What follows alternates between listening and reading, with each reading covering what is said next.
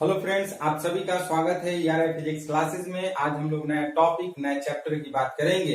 ये एनसीईआरटी का ये 4th चैप्टर है और यूनिट थर्ड ये जो एनसीईआरटी चैप्टर है वो एनसीईआरटी का हम लोग 3rd यूनिट मान लेते हैं। 3rd यूनिट में 2 चैप्टर होते हैं और ये जो पहला चैप्टर है यानी कि अकॉर्डिंग टू एनसीईआरटी ये 4th चैप्टर है moving charges and magnetic effect. और इसमें इस यूनिट में एक और चैप्टर मिलेगा, वो मैग्नेट एंड इट्स मटेरियल की बात करेंगे। नेक्स्ट मींस एक्सरसाइज 5 की बात करेंगे उसमें।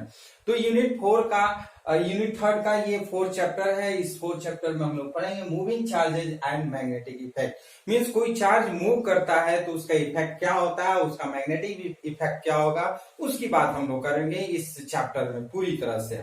तो बात करते हैं सबसे पहले ये जो moving charges and magnetic effect है, इसके बारे में सबसे पहले ओरेस्टेड साइंटिस्ट ने बताया था। ये ओरेस्टेड जो है इनका ओरेस्टेड एक्सपेरिमेंट के नाम से जानते हैं। मींस जो मूविंग चार्जेस एंड मैग्नेटिज्म है इसके बारे में सबसे पहले ओरेस्टेड एक साइंटिस्ट थे जो इसके बारे में बताया, और जो बताए वो एक्सपेरिमेंट करके बताए, जिसको हम लोग ओरेस्टेड्स एक्सपेरिमेंट के नाम से जानते हैं। अब सवाल ये है कि व्हाट इज ओरेस्टेड्स एक्सपेरिमेंट। तो सबसे पहले बात करते हैं ओरेस्टेड एक्सपेरिमेंट में। इन 1820 डेनिस फिजिस्ट जो ओरेस्टेड साइंटिस्ट थे वो डेनिस के थे।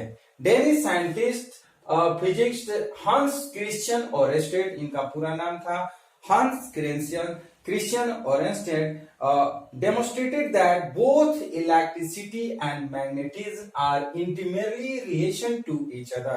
उन्होंने ये बताया कि जो इलेक्ट्रिक करंट एंड मैग्नेटिज्म है दोनों एक दूसरे से रिलेटेड है।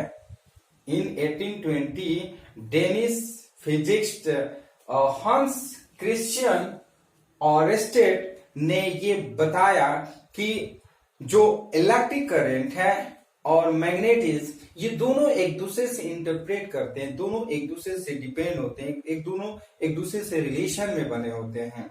उन्होंने इसको एक्सपेरिमेंट किया, उन्होंने एक्सपेरिमेंट करके बताया। मींस ही एक्सपेरिमेंट टू डिमोन्स्ट्रेट, मींस उसने एक्सपेरिमेंट करके बताया the magnetic effect of electric current, यानी कि जो इलेक्ट्रिक करंट का जो मैग्नेटिक इफेक्ट है उसके बारे में उन्होंने एक्सपेरिमेंट करके बताया। कैसे एक्सपेरिमेंट किया? हिज ऑब्जर्वेशन वाज, यानी कि जो ऑब्जर्वेशन किए, इस तरह से ये फिगर आप ध्यान से समझिएगा। ये उन्होंने लैब में इस तरह से फिगर बनाया, एक बैटरी ले लिए और उस बैटरी से एबी वायर को कनेक्ट कर दिए। ये एबी वायर है, इस एबी वायर को कनेक्ट कर दिए इस बैटरी से और ये की लगा दिए और इसके नजदीक कोई कंपास ले गए, नीडल, कंपास का ये नीडल है उसको ले गए। अगर सपोज दैट अगर ये की को अगर ओपन कर देते हैं, ओपन करके अगर इस सर्किट को अगर कंपास के पास ले जाते हैं तो इस कंपास में कोई डिफ्लेक्शन नहीं होता है। वो जैसे होता है नॉर्थ एंड साउथ का पोजीशन, वैसे ही नॉर्थ एंड साउथ का पोजीशन को इंडिकेट करता है। बट जैसे इस की को क्लोज करते हैं इस तरह से तो इसमें करंट फ्लो होने लगता है। आप देख सकते हैं इधर से करंट फ्लो हो रहा है।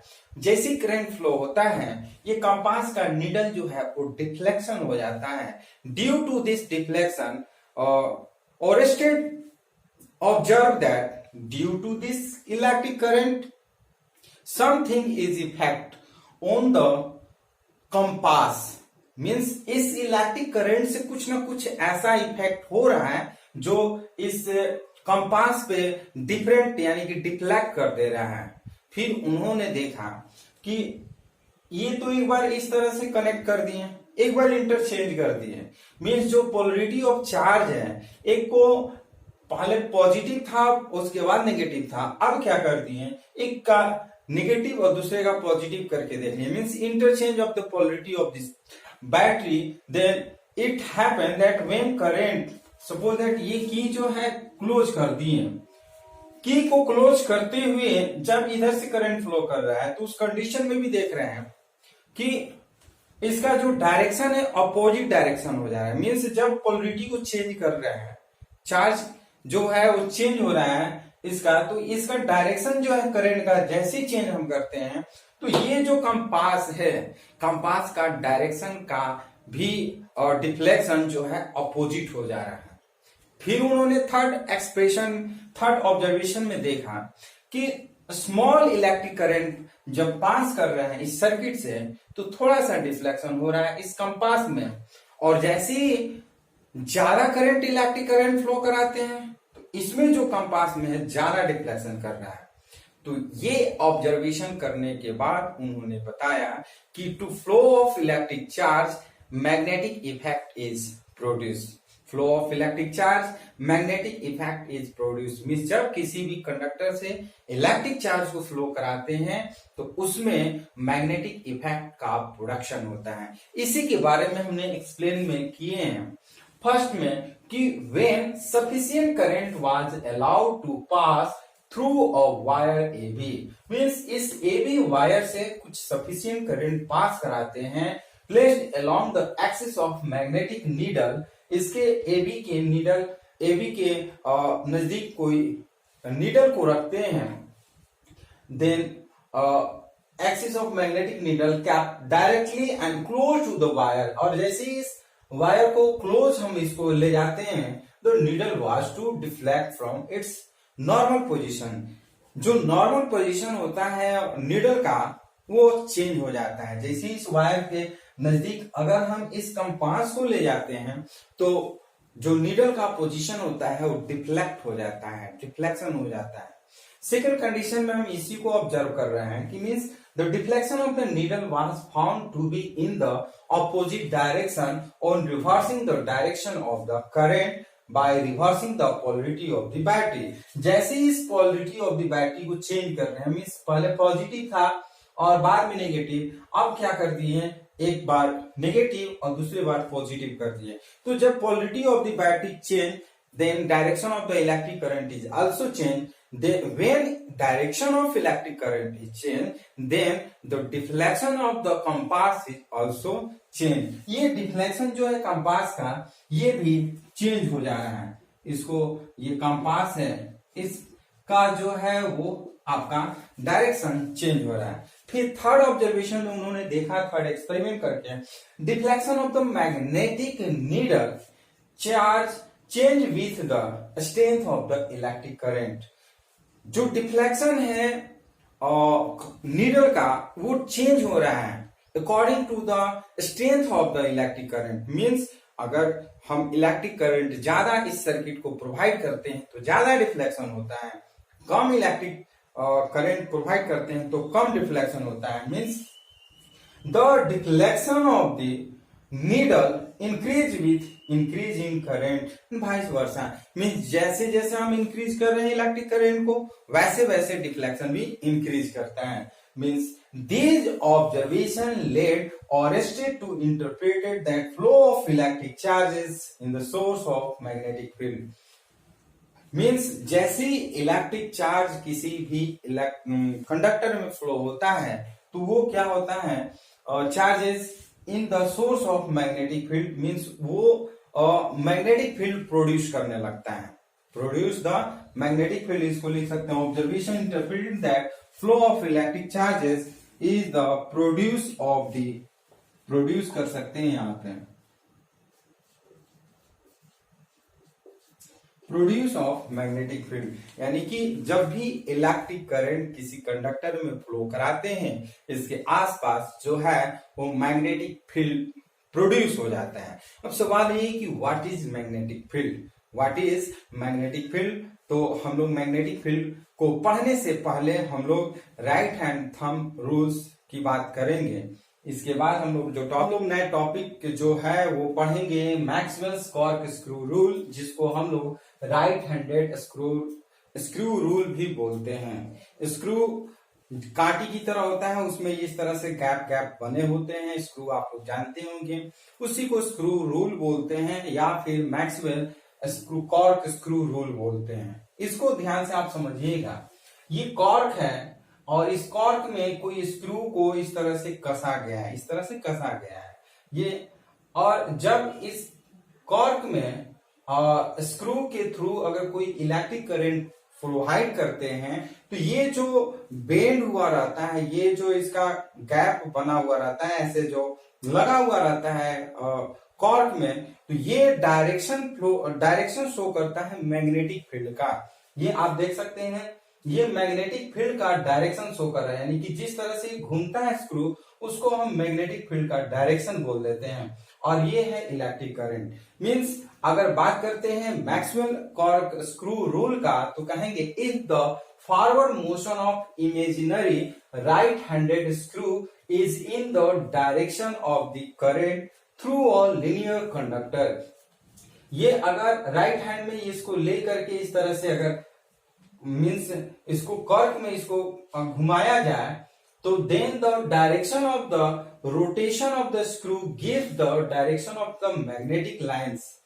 मीन्स इसका जो इस तरह से अगर इसको कसते हैं कॉर्क में, तो इसका जो घूमने का जो पोजीशन होता है, ये मैग्नेटिक फील्ड लाइंस को वो डायरेक्शन को शो करता है। और force around the conductor, means ये आप देख रहे हैं ये कंडक्टर का वायर है, और ये वायर में जैसे ये घुमाते हैं इस तरह से, तो इसका ये जो गैप वाला खाना है, आप देख सकते हैं कि ये जो है वो मैग्नेटिक फील्ड को डिनोट करता है। तो इसी को बोलते हैं मैक्सवेल्स कॉर्क स्क्रू रूल या फिर राइट हैंडेड स्क्रू रूल। तो इसको हम एक बार फिर से कहेंगे, if the forward motion of imaginary right handed screw is in the direction of the current through a linear conductor, then the direction of the rotation of the screw gives the direction of magnetic lines of the force around the conductor। यानी कि जब भी कोई screw को किसी भी cork में इस तरह से अगर घुमाते हैं,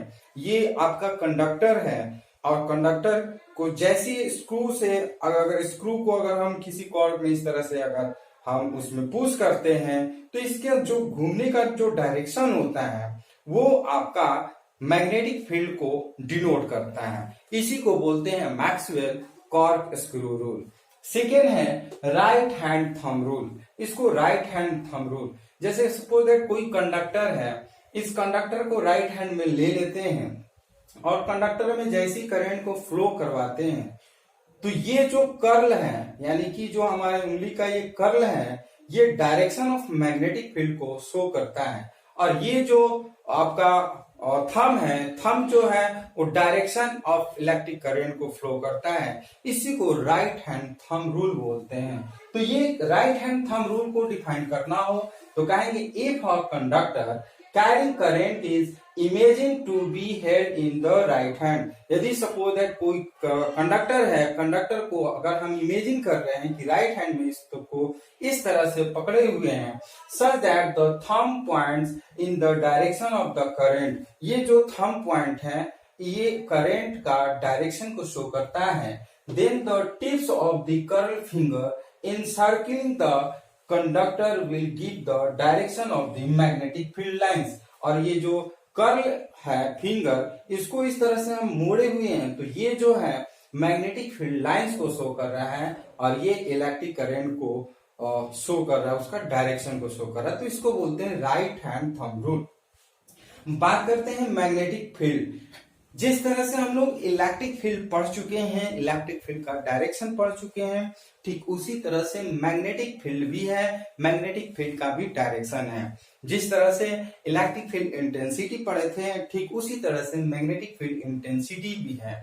यानी कि हम कह सकते हैं कि दोनों एक ही जैसे हैं।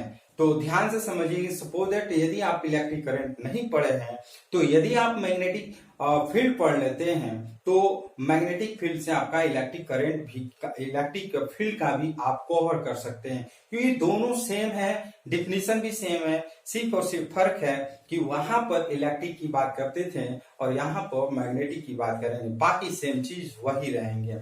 बात करते हैं what is magnetic field. What is magnetic field? The space और region around the current carrying conductor or magnet within which its influence can be felt by the magnetic needle is called the magnetic field। Suppose that कोई current carrying wire है, current carrying conductor है। इसमें current अगर flow करता है तो इसके आसपास का वो पोजीशन, वो स्पेस जहां तक इस पर इसका अपना इफेक्ट हो किसी अदर ऑब्जेक्ट पर, जैसे सपोज दैट कंपास का नीडल इसके पास लाते हैं तो उस पे एक फोर्स इन्फ्लुएंस होता है, तो उसको बोल देते हैं मैग्नेटिक फील्ड। तो मैग्नेटिक फील्ड को डिफाइन करना हो तो कहेंगे द स्पेस और region around the current carrying conductor, यानी कि कोई करंट कैरिंग कंडक्टर है, इसके space around the current carrying conductor और अ मैग्नेट, या फिर अगर suppose that this is the magnet तो इसके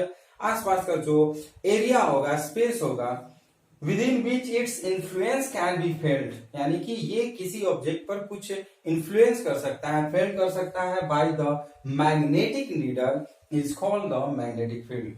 it is denoted by capital B. जिस तरह से हम लोग इलेक्ट्रिक फील्ड को डिनोट करते थे कैपिटल ई से, उसी तरह से मैग्नेटिक फील्ड को हम कैपिटल बी से डिनोट करते हैं। And it is also known as magnetic, it is also known as strength of magnetic field.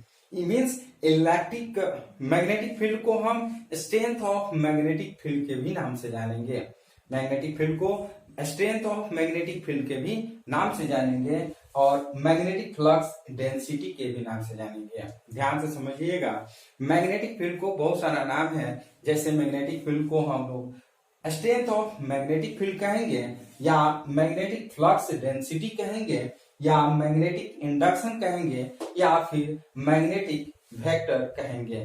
तो ये जो है बहुत इंपॉर्टेंट है, कुछ भी पूछ सकता है। Magnetic vector, what is magnetic vector? Means magnetic magnetic field को ही ये सारे नाम से जानते हैं, strength of magnetic field, magnetic flux density, magnetic induction और मैग्नेटिक वेक्टर। ये जो मैग्नेटिक फील्ड है वो मैग्नेटिक फील्ड इंटेंसिटी भी हम इसको बोल सकते हैं। मैग्नेटिक फील्ड इंटेंसिटी जो है वो वेक्टर क्वांटिटी है। मैग्नेटिक फील्ड इंटेंसिटी कौन सा क्वांटिटी है? वेक्टर क्वांटिटी है। जिस तरह से हमारा इलेक्ट्रिक फील्ड इंटेंसिटी भी वेक्टर क्वांटिटी है, उसी तरह से हमारा ये मैग्नेटिक फील्ड इंटेंसिटी भी वेक्टर क्वांटिटी है। और सबसे मेन पॉइंट्स ये है कि कभी भी टू मैग्नेटिक फील्ड लाइंस एक दूसरे को कभी क्रॉस नहीं करते हैं। आप इस चीज को समझिएगा ध्यान से। मैग्नेटिक फील्ड लाइंस कभी भी एक दूसरे को क्रॉस नहीं करते हैं, कट नहीं करते हैं। ये सपोज दैट ये जो है वो बार मैग्नेट है, ये जो है नॉर्थ पोल साउथ पोल, ये जो है वो बार मैग्नेट है। इस तरह से इसका डायरेक्शन हम कर दे रहे हैं, ये साउथ पोल कर लेते हैं, ये नॉर्थ पोल, ये इस तरह से कर लेते हैं। ये साउथ से नॉर्थ की ओर जाता है, ये आपका ये बाहर की ओर डायरेक्शन मैग्नेटिक फील्ड का, और ये जो है वो अंदर की ओर डायरेक्शन है। ध्यान से समझिएगा, ये मैग्नेटिक फील्ड का डायरेक्शन है। और सबसे इसमें ध्यान देने वाली बात है कि कोई भी मैग्नेटिक फील्ड लाइंस जो है एक दूसरे को क्रॉस नहीं करते हैं। Suppose that if two magnetic field lines cross to each other, then the direction of magnetic field is very means it will be increased, so it is never that two magnetic field lines cross to each other। कभी भी to magnetic field lines एक दूसरे को cut नहीं कर सकते हैं। Suppose that ऐसा करते हैं तो उन पे टू इलेक्ट्रिक का डायरेक्शन और टू मैग्नेटिक का डायरेक्शन होगा, जो कि इट इज इम्पॉसिबल, ये संभव नहीं है। और ध्यान से समझिएगा कि जो मैग्नेटिक फील्ड लाइंस होते हैं कहीं वीक होते हैं और कहीं स्ट्रॉन्ग होते हैं। तो वीक कहां पर होंगे, स्ट्रॉन्ग कहां पे होंगे? Means weak magnetic field lines and strong magnetic field lines. Means जैसे ये जो आप मैग्नेटिक फील्ड लाइन देख रहे हैं, ये बार मैग्नेट के पास जितना ही मैग्नेटिक फील्ड लाइंस होंगे वो स्ट्रॉन्ग मैग्नेटिक फील्ड कहलाते हैं। और ये जो मैग्नेटिक फील्ड लाइंस जो होते हैं, अगर ये फार होते हैं मींस दूर होते हैं, तो उसको बोलते हैं weak magnetic field lines. Suppose that four friends एक दूसरे के पास होते हैं तो अपने आप को स्ट्रॉन्ग फील करते हैं। और जैसे ही फोर फ्रेंड्स एक दूसरे से मीन्स दूसरी जगह चले जाते हैं तो एक दूसरे पर ये फील करते हैं कि आई एम वीक, मीन्स वो बहुत वीक फील करते हैं। तो यदि अगर चारों एक साथ रहते हैं तो वो स्ट्रॉन्ग कहलाने लगता है। ठीक उसी तरह से सपोज दैट ये 11,000 का तार है, इसमें 11,000 means 11,000 ampere of current passing through this conductor, then it has very large strength of magnetic field, but 3,000 of ampere current is passed through this conductor, then it has weak magnetic field lines. Suppose that अगर ऊपर से अगर cross करे high voltage power का electric current, तो उसका magnetic field बहुत ज्यादा होता है, वो तुरंत खींच लेता है। बट थोड़ा सा जो गांव घरों में लगा रहता है, मोहल्ले में लगा हुआ रहता है, जो ट्रांसफार्मर के जो तार निकले हुए रहते हैं, वो आपका 11,000 जाता है या फिर आपका 3,000 एम्पियर वाला तार जाता है, तो उसमें मैग्नेटिक फील्ड जो होते हैं कम होते हैं। तो ये था strong magnetic field and weak magnetic field. अब बात करेंगे मैग्नेटिक फोर्स की। What is magnetic force? Magnetic force हम लोग नेक्स्ट टॉपिक की बात करते हैं। अब हम लोग मैग्नेटिक फोर्स की बात करते हैं। मैग्नेटिक फोर्स है क्या? मैग्नेटिक फोर्स के लिए आप ध्यान से समझिएगा। Suppose that Q positive charge है और Q पॉजिटिव चार्ज जो है बी मैग्नेटिक फील्ड में और V वेक्टर वेलोसिटी से थीटा कोण पे ये बना हुआ और ये मूव कर रहा है, जिसमें करंट हमारा I फ्लो करता है। जैसे ये plus Q charge magnetic field में फ्लो करता है, मींस मूव करता है, तो ये प्लस Q चार्ज ये एक मैग्नेटिक फोर्स को प्रोड्यूस करता है। मींस हम कह सकते हैं कि consider a charge small q moving with velocity v vector in magnetic field v vector. ये प्लस q चार्ज जो है वो v वेक्टर से मैग्नेटिक फील्ड v वेक्टर में मूव कर रहा है, such that v vector makes an angle theta with v vector. ये जो v वेक्टर है वो v वेक्टर से हमारा एंगल थीटा से वो बना हुआ है और प्लस q चार्ज जो है वो मूव कर रहा है।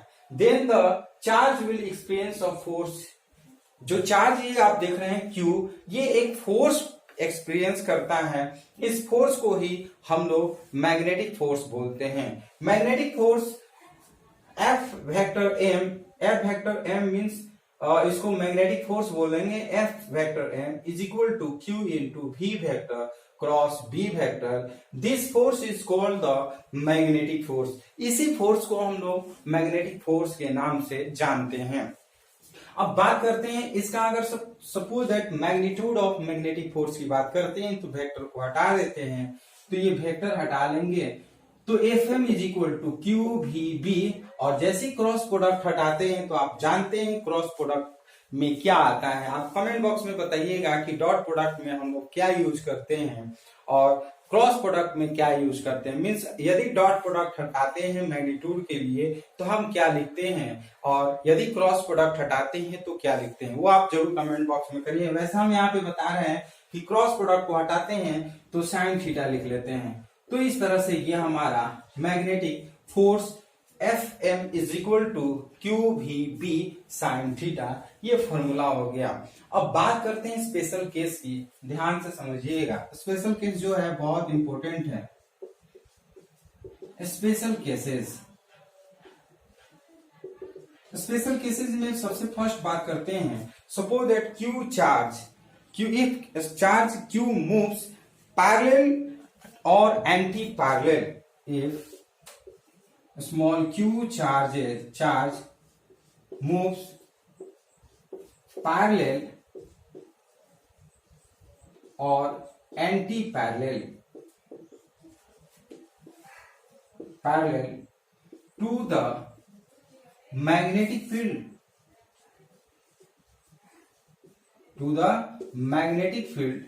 तो आप जानते हैं कि जब भी कोई भी पार्टिकल्स अगर पैरेलल मूव करता है या फिर एंटी पैरेलल मूव करता है तो कितने का एंगल फॉर्म करता है, आप लोग कमेंट बॉक्स में जरूर बताइएगा।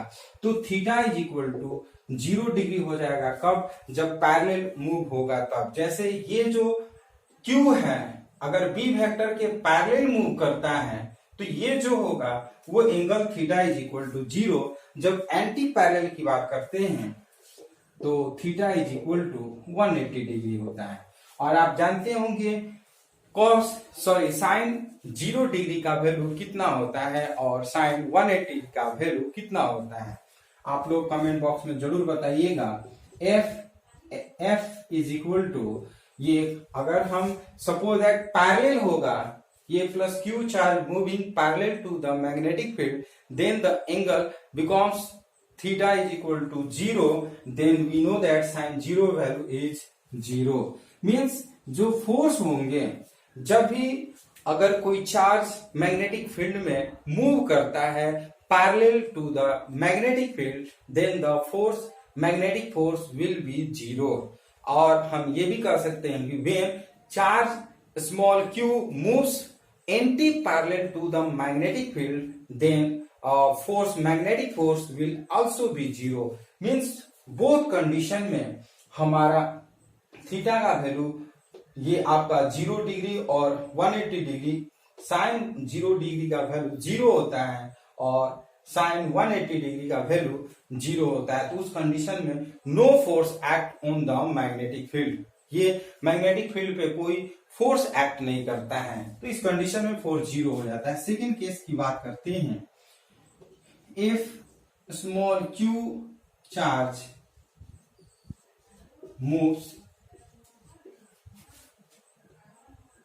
moves at right angle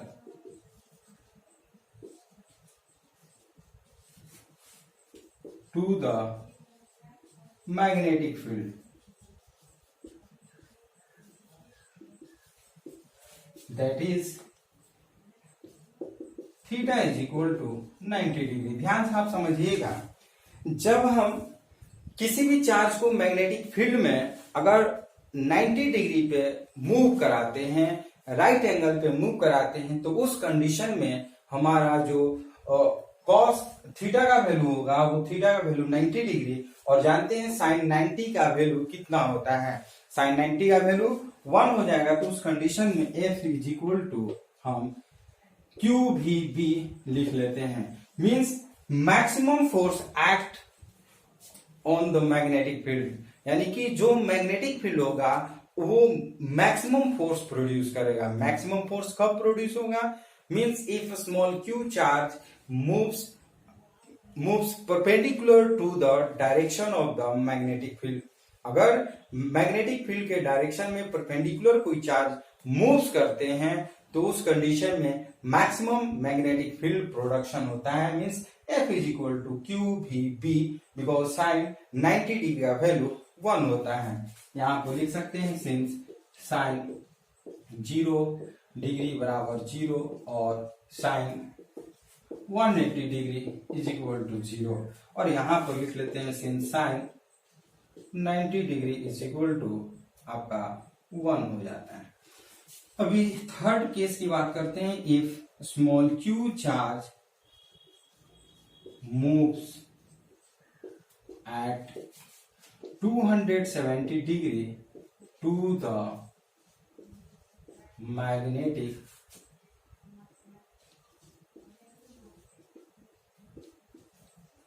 field, that is theta is equal to 270 degree.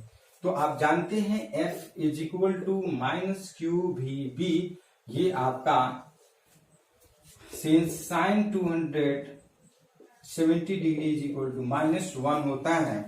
याद रखिएगा कभी भी और जब भी कोई चार्ज पार्टिकल्स जो है वो मैग्नेटिक फील्ड में मूव करते हैं 270 डिग्री पे, तो उस कंडीशन में जो है हमारा एंगल्स 270 डिग्री, साइन 270 डिग्री का जो वैल्यू होता है वो -1 होता है, और जैसे हम -1 अगर वैल्यू पुट करते हैं तो नेगेटिव हमारा रिजल्ट आ जाता है। अब बात करते हैं suppose that charge particle is rest. Next point की बात करते हैं फोर्थ केस की।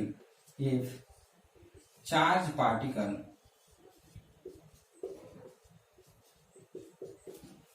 Is rest, that is v is equal to 0, so f is equal to 0। ध्यान से समझिएगा, suppose that charge particle move नहीं कर रहा है मैग्नेटिक फील्ड में, तो उस कंडीशन में हमारा मैग्नेटिक फोर्स जो होगा वो 0 हो जाएगा, because velocity will be 0। velocity of the charge will be 0, then magnetic force is also 0. तो ये फोर्थ केस था, बहुत इंपॉर्टेंट, याद रखिएगा. एक charge small q moves parallel or anti-parallel to the magnetic field, then the force acted is 0. And then when a small q charge moves perpendicular to the magnetic field, then the magnetic force is the maximum. When a small q charge moves at 270 degree to the direction of magnetic field, then magnetic force will be minimum, means 0 minus कह सकते हैं QVB. And when charge will be raised, then the magnetic force is 0. तो ये fourth case था, बहुत important. अब बात करते हैं मैग्नेटिक फील्ड का. सपोज दैट मैग्नेटिक फील्ड अगर आपको निकालना हो, उस कंडीशन में हम क्या कर सकते हैं. वैसे आप जानते हैं मैग्नेटिक फील्ड को क्या चीज से डिनोट करते हैं, आप लोग को पता है मैग्नेटिक फील्ड को क्या चीज से डिनोट करते हैं, मालूम है ना. तो आप इसको याद रखे रहिएगा. मैग्नेटिक फील्ड को हम B से डिनोट करते हैं. क्या चीज से डिनोट करते हैं, B से डिनोट करते हैं. तो यहाँ पे B है. सो अगर B निकालना हो, मैग्नेटिक फील्ड निकालना हो, तो M by Q V sine theta कर लेते हैं. ध्यान से समझिएगा. सपोज दैट अगर हमें मैग्नेटिक फील्ड का फॉर्मूला फाइंड करना हो, तो magnetic field B is equal to FM by Q V sine theta. और इसका अगर SI यूनिट की बात करते हैं, तो SI unit of magnetic field, SI unit of magnetic field is Tesla. Tesla को कैपिटल T से डिनोट करते हैं. बहुत लोग तस्ला बोल देता है, तस्ला मत भूलिएगा, तस्ला नहीं पढ़ते हैं, इसको टेस्ला बोलते हैं. टेस्ला एक साइंटिस्ट हैं जो मैग्नेट का बारे में बहुत सा इन्वेंशन किए थे. उन्हीं के नाम पे सेल भी आता है टेस्ला, जो कि हाई पावर का बैटरी होता है. वो मैग्नेटिक सेल की तरह होता है, मैग्नेटिक पावर उसमें ज्यादा होता है. तो ये बात करते हैं Tesla. SI unit of magnetic field is Tesla. इसका जो SI यूनिट है वो टेस्ला है. अगर 1 टेस्ला की बात करते हैं, सपोज दैट इसको अगर 1 टेस्ला लिखते हैं, तो ये हो जाता है 1 न्यूटन, और ये हो जाएगा आपका 180 एम्पियर पर सेकेंड. एम्पियर 80 हो जाता है, और ये जो होता है मीटर पर सेकेंड. ध्यान से समझिएगा. ये टी कैंसिल हो जाएगा, ये तो बन जाएगा क्या, 1 newton per ampere per metre. 1 newton per ampere per metre means 1 Tesla का जो मान होगा 1 newton per ampere per metre होता है. अब बात करते हैं CGS यूनिट की. CGS unit of magnetic field. CGS unit of magnetic field is, Gauss करते हैं, गॉस को कैपिटल G से डिनोट करते हैं. गॉस को कैपिटल G से डिनोट करते हैं. और 1 गॉस की बात करते हैं. 1 gauss is equal to 10 to power -4 tesla होता है. इसको आप लोग याद जरूर कर रखिएगा, क्योंकि एग्जाम में हमेशा पूछता है. 1 गॉस का वैल्यू जो होता है 10 टू पावर -4 टेस्ला होता है, और 1 tesla is equal to 1 newton per ampere per metre होता है. अब इसका डायमेंशन की बात करते हैं. अगर B का डायमेंशन निकालना हो, मीन्स मैग्नेटिक फील्ड का, तो ये आप जानते हैं mLT का पावर -2, और ये आप चार्ज का जानते हैं AT, और ये वेलोसिटी मीन्स ये आपका LT का पावर -1 कर लेते हैं. जब इसको अगर हम निकालते हैं, तो ये आप लिख सकते हैं इस तरह से. ध्यान से समझिएगा. एक ये कैंसिल हो जाएगा, और ये टी जो कैंसिल हो जाएगा, तो हम लिख सकते हैं क्या, t का पावर -2 a का पावर -1, ये आपका मैग्नेटिक फील्ड का डायमेंशनल फॉर्मूला है। इस डायमेंशनल फॉर्मूला को जरूर याद रखे रहिएगा। अब बात करते हैं what is the properties of magnetic field lines. Magnetic field lines की बात करेंगे और कुछ एक इस पे हम लोग न्यूमेरिकल पढ़ेंगे और जो लॉरेंट फोर्स है, लॉरेंट फोर्स की बात करेंगे। ये वीडियो आप पूरा जरूर देखिएगा, थोड़ा सा लंबा वीडियो हो सकता है बट एक एक पॉइंट आपके लिए इंपॉर्टेंट है। तो कमेंट बॉक्स में जरूर आप लिखिएगा कि what is the SI unit of magnetic field और what is the CGS unit of magnetic field and what is the value of 1 gauss is equal to in tesla. ये आप क्वेश्चन को answer जरूर कमेंट बॉक्स में लिखिएगा, हमें पता चलेगा कि नहीं आप वीडियो पूरा जरूर देख रहे हैं और आपको समझ में आ रहा है और आपको आंसर पता है। तो ये आप कमेंट बॉक्स में जरूर लिखिए। तो हम लोग बात कर रहे हैं प्रॉपर्टीज ऑफ मैग्नेटिक फील्ड। अब बात कर रहे हैं हम लोग प्रॉपर्टीज ऑफ मैग्नेटिक फील्ड। जिस तरह से हम लोग प्रॉपर्टीज ऑफ इलेक्ट्रिक फील्ड की बात किए थे, ठीक उसी तरह से प्रॉपर्टीज ऑफ मैग्नेटिक फील्ड भी है। मींस जैसे जैसे हम लोग इलेक्ट्रिक फील्ड में प्रॉपर्टीज पढ़े थे वैसे वैसे, जैसे suppose that electric field is a scalar, electric field is a vector quantity, then magnetic field is also a vector quantity. दोनों को कंपैरिजन कर रहे हैं, ध्यान से आप समझिएगा। दोनों इलेक्ट्रिक फील्ड का प्रॉपर्टीज और मैग्नेटिक फील्ड का प्रॉपर्टीज। सपोज दैट आप भूल गए हो what is the properties of electric field, तो यहाँ पे आपको रिमेंबर करवा दे रहे हैं, ध्यान से समझिएगा।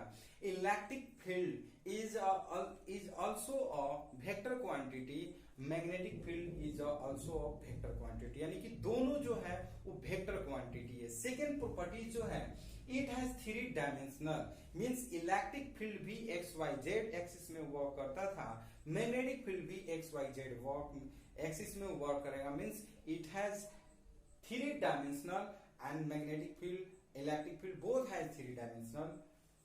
It can be dependent like electric field.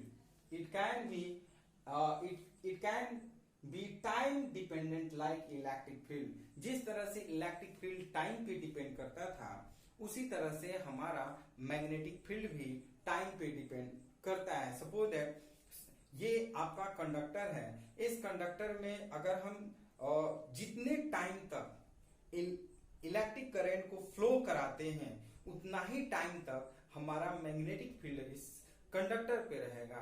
जैसे करंट बंद कर देते हैं मैग्नेटिक फील्ड अपने आप खत्म हो जाता है।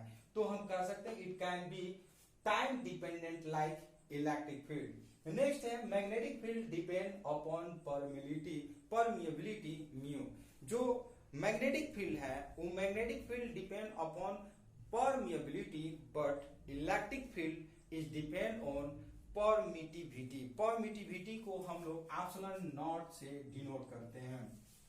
यहाँ पर इलेक्ट्रिक फील्ड को हम लोग परमिटिविटी से डिनोट करते हैं, but means electric field is depend upon permittivity, but magnetic field is depend upon permeability means mu. ये परमिएबिलिटी पे डिपेंड करता है, ये इलेक्ट्रिक फील्ड जो होता है परमिटिविटी पर डिपेंड करता है। दोनों में डिफरेंट है। परमिएबिलिटी को म्यू से डिनोट करते हैं, इसको हम लोग म्यू पढ़ते हैं, और परमिटिविटी को हम लोग एप्सिलॉन नॉट पढ़ते हैं, एप्सिलॉन नॉट उसको लिखते हैं। नेक्स्ट फिफ्थ जो है magnetic field also obeys superposition principle. जिस तरह से हम लोग principle of superposition of electric field पढ़े थे, means E vector is equal to E1 vector plus E2 vector plus dot dot dot plus EN vector पढ़े हुए थे। ठीक उसी तरह से हमारा मैग्नेटिक फील्ड भी सुपरपोजिशन को फॉलो करता है, means B vector is equal to B1 vector plus B2 vector plus dot dot dot plus BN vector. Suppose that किसी पॉइंट पर बहुत सारे charge magnetic field flow means produce कर रहे हैं, तो अलग अलग जो डिफरेंट जो मैग्नेटिक फील्ड होते हैं वो सारे जितने भी मैग्नेटिक फील्ड होते हैं उन सबको सम कर देते हैं। जो नेट मैग्नेटिक फील्ड होता है उस मैग्नेटिक फील्ड को ही सुपरपोजिशन ऑफ मैग्नेटिक फील्ड कह सकते हैं। तो मींस हम कह सकते हैं कि magnetic field also follow the superposition law like electric field. और नोट की बात करते हैं, Earth's magnetic field is about 3.6 into 10 to power minus 5 Tesla. याद रखिएगा जो अर्थ का मैग्नेटिक पावर है, मैग्नेटिक फील्ड जो है वो 3.6 into 10 to power minus 5 Tesla है। ये कभी कभी ऑब्जेक्टिव पूछ देता है what is the magnetic field of earth, तो हम कहेंगे 3.6 into 10 to power minus 5 Tesla. अब बात करते हैं एक न्यूमेरिकल की, बहुत इंपॉर्टेंट न्यूमेरिकल है। ये न्यूमेरिकल आप लोग जरूर बनाइएगा और कमेंट बॉक्स में बताइएगा कि आपके द्वारा बनाया हुआ न्यूमेरिकल कितना आया है। वैसे हम इसको बना रहे हैं, एक बार आप समझ लीजिए, उसके बाद आप खुद इसको बनाने की कोशिश करिएगा।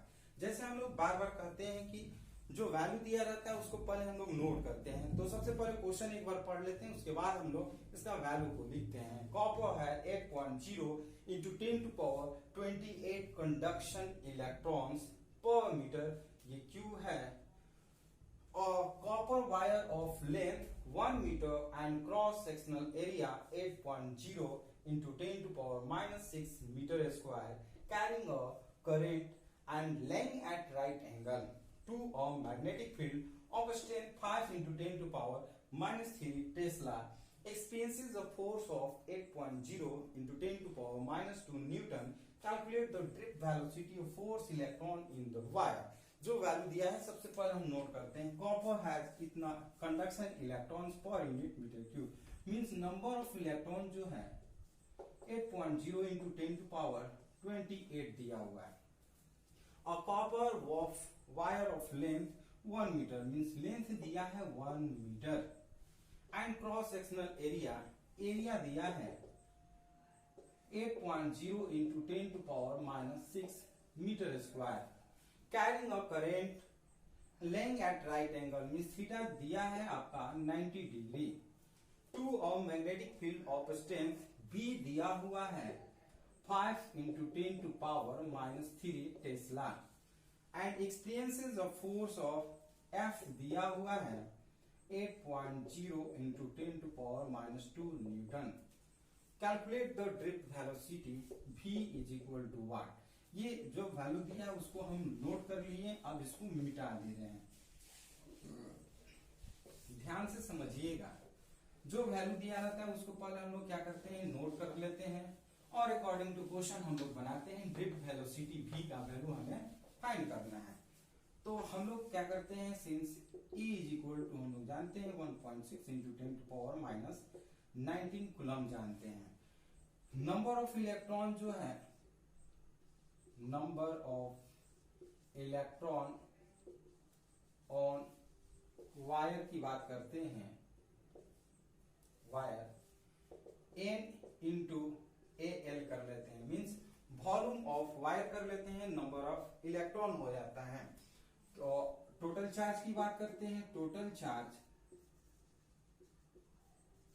Q इज इक्वल टू, अब क्या करते हैं, N AL और इनटू ये जो है नंबर ऑफ इलेक्ट्रॉन है, और इस पे एक इलेक्ट्रॉन का वैल्यू होता है E, तो हम कर लेते हैं 1, ये NaLe कर लेते हैं। N की जगह पर हम वैल्यू रखते हैं 8.0 इंटू 10 टू पावर 28, A की जगह पर रखते हैं 8.0 into 10 to power minus 6, L की जगह पर 1 रखते हैं और इंटू E की जगह पर 1.6 into 10 to power minus 19 coulomb कर लेते हैं और इसको कैलकुलेशन करते हैं।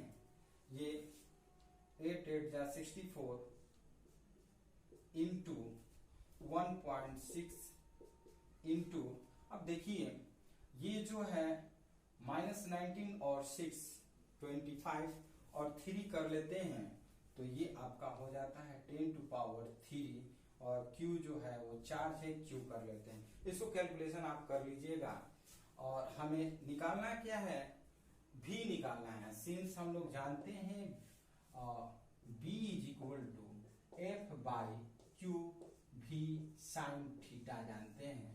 अगर V निकालना हो तो F by B Q sine theta कर लेते हैं, सबका वैल्यू पुट करते हैं। F की जगह पर एफ का वैल्यू पुट करते हैं 8.0 इंटू 10⁻⁻2 और बाई बी के जगह पर बी का वैल्यू पुट करते हैं 5 इंटू 10⁻³ और इंटू क्यू के जगह पर क्यू का वैल्यू पुट कर लेते हैं 64 इंटू 1.6 और इंटू 10⁻³ और आप जानते हैं कॉस ये साइन थीटा जो है 90 डिग्री, साइन 90 का वैल्यू 1 होता है, यहां पर 1 कर लेते हैं।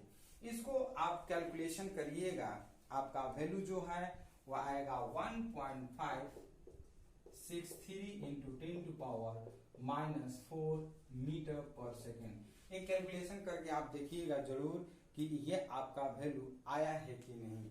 तो इस तरह से न्यूमेरिकल हमारा आसानी से बन जाता है। आप लोग भी न्यूमेरिकल बना करके कमेंट बॉक्स में जरूर बताइएगा कि आप लोग का आंसर कितना आया है। यह हमें पता चल जाएगा कि आप लोग को न्यूमेरिकल समझ में आ गया है। तो हम लोग करते क्या है, न्यूमेरिकल बनाने में जो वैल्यू दिया रहता है उसको पहले हम लोग नोट करते हैं। जैसे नंबर ऑफ इलेक्ट्रॉन दिया था वो लिख दिए, लेंथ ऑफ वायर दिया था वो लिख लिए, cross sectional of area means wire का दे दिया है 8.0 इंटू 10⁻⁻6 मीटर स्क्वायर लिख दिए, और ये परपेंडिकुलर है मींस थीटा का वैल्यू 90 डिग्री दिया हुआ है। जो मैग्नेटिक फील्ड है वो बी का वैल्यू दिया है 5 इंटू 10⁻³ टेस्ला, और जो मैग्नेटिक फोर्स है F is equal to 8.0 into 10⁻² newton दिया हुआ है। What is the drift velocity V is equal to what करते हैं, सिंस इलेक्ट्रॉन का वैल्यू हम जानते हैं E is equal to 1.6 into 10⁻⁻19 coulomb. और करते क्या है, नंबर ऑफ इलेक्ट्रॉन पहले निकालते हैं, number of electron on wire, total number of electron निकालते हैं, तो इसका वॉल्यूम में एक इलेक्ट्रॉन का वैल्यू से मल्टीप्लाई करते हैं, m इंटू एल करते हैं। तो total charge on the wire की बात करते हैं, total charge Q is equal to number of electron into एक इलेक्ट्रॉन का वैल्यू से मल्टीप्लाई करते हैं। तो इस तरह से आता है, सिंस ये हम जानते हैं B is equal to F by Q V sine theta. अब सबका वैल्यू पुट करते हैं और V का वैल्यू इस तरह से फाइंड कर लेते हैं, आसानी से न्यूमेरिकल बन जाता है। अब बात करते हैं सबसे इंपॉर्टेंट जो टॉपिक है लॉरेंट फोर्स। ये हमेशा आपके एग्जाम में पूछता है, what is the Laurent force. तो ध्यान से समझिएगा, लॉरेंट फोर्स बहुत ही आसान टॉपिक है, इसको हम लोग जानेंगे। लॉरेंट फोर्स का डिफिनेशन की बात करते हैं। When a charged particle having charge small q, when a charged particle having charge small q moves in a region where both electric field and magnetic field exist, it experiences a force called Lorentz force. Means कोई भी charge particle एक ऐसे position, एक ऐसे reason में move करता है जहां पे electric field as well as magnetic field both are exist, then both has experience a force on a charge, that force will called Lorentz force. यानी कि दोनों जो फोर्स मिल करके, दोनों जो फील्ड मिल करके एक फोर्स प्रोड्यूस करते हैं उस चार्ज पार्टिकल पे जो फोर्स प्रोड्यूस होता है उससे हम लॉरेंट फोर्स कहते हैं। फिर से समझिएगा कि when a charge particle small q moves a region where two fields are produce, magnetic field as well as electric field, both are experiences a force on charge, that force is called Lorentz force. Means when a charge particle having charge small q moves in a region where both electric field E vector and magnetic field B vector exist, it experiences a net force called Lorentz force. Lorentz force, that is हम कह सकते हैं Lorentz force F vector is equal to F E vector plus F vector M. F E vector means electric force, ये आप कर सकते हैं electric force, ये जो है electric force and magnetic force, electric force when a charged particle having charge small q moves in a region where both electric field E and magnetic field B vector exist, it experiences a force called Lorentz force. यानी कि sum of the electric force and magnetic force is called Lorentz force. Simple definition की बात करते हैं, Lorentz force है क्या? तो कहेंगे sum of the electric force and magnetic force is called Lorentz force. तो हम जानते हैं since F E vector is equal to Q into E vector and हम ये भी जानते हैं F M vector is equal to Q into V vector cross B vector. ये हम लोग ऑलरेडी पढ़ चुके हैं. इसको इक्वेशन 1 करते हैं. From equation first we can write Lorentz force F vector is equal to, we can put the value of F E vector in the place of QE vector plus Q into V vector cross B vector in the place of FM vector, means Q into V vector cross B vector. So we can taking common, Q is the common value in both, so Q into E vector plus V vector cross B vector. This is the final formula of the Lorentz force. तो ये final formula हो गया Lorentz force का. तो इस तरह से ये आपका टॉपिक था. लॉरेंज फोर्स हम लोग पढ़ लिए, मैग्नेटिक फील्ड पढ़ लिए और आपका ऑरेस्टेड एक्सपेरिमेंट पढ़ लिए. तो इस तरह से ये वीडियो आपको कैसा लगा? यदि वीडियो पसंद है तो कृपया लाइक शेयर कमेंट जरूर करिए. और हम लोग नए नए टॉपिक, नए नए फॉर्मूले और नए नए थ्योरी के साथ, न्यूमेरिकल और एग्जाम्पल के साथ नए वीडियो में फिर मिलते हैं. आप लोग हमारे साथ बने रहिए. हम लोग इसी तरह से नए नए टॉपिक लेकर के आएंगे. यदि आप हमारे इस चैनल पे नए व्यूअर हैं तो इस चैनल को जरूर सब्सक्राइब करिए. और हम लोग इसी तरह से वीडियो में मिलते रहेंगे. तो फिर मिलते हैं नेक्स्ट वीडियो में. धन्यवाद.